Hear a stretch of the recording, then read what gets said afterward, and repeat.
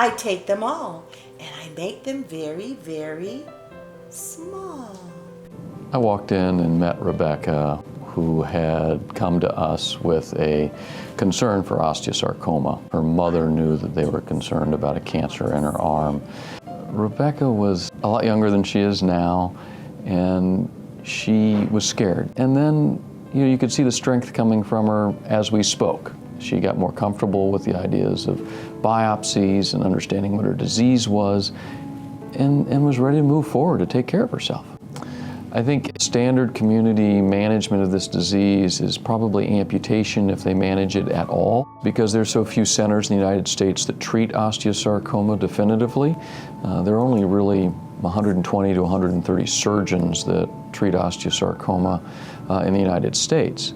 And for her to be able to drive here to a relatively close center and get her treatment was fortuitous for her.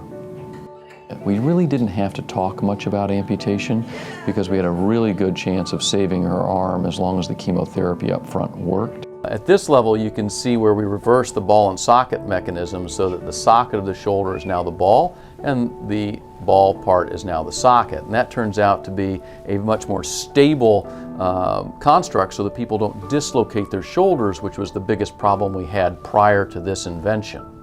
And then this part of the x-ray shows the donor graft where we rebuilt the upper part of her humerus with a donor bone. And then this is the stem that goes down to hold it together. And then these cables hold even more bone graft to it to get the whole construct to heal to her native humerus.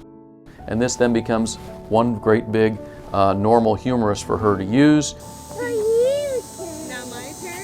Rebekah did super with chemotherapy. She did great with her surgical recovery. In fact, she may have done a little too well. Her function was much better than anybody else we'd tried this operation on.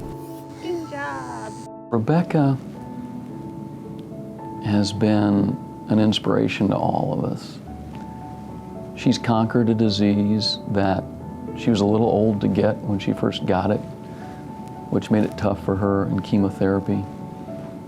But she struggled through it, and she got through it, and now she's not letting her minimal disabilities limit her at all, because she is still somewhat disabled, but she doesn't think of herself as disabled.